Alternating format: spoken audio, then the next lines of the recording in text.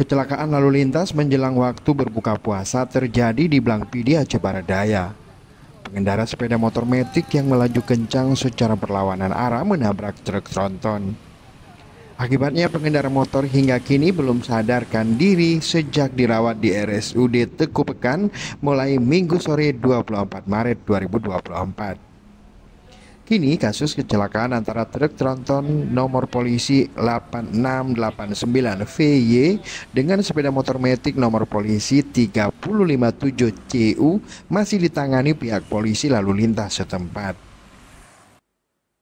Pada hari itu untuk masyarakat sedang melakukan aktivitas untuk berbeli takjil lah untuk menjelang berbuka puasa, yang dimana arus lalu lintas pada saat itu ramai.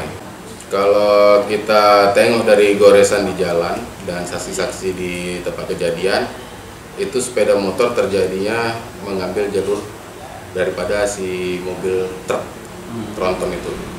Selama Maret tahun 2024 telah terjadi 9 kasus kecelakaan di Aceh Barat Daya.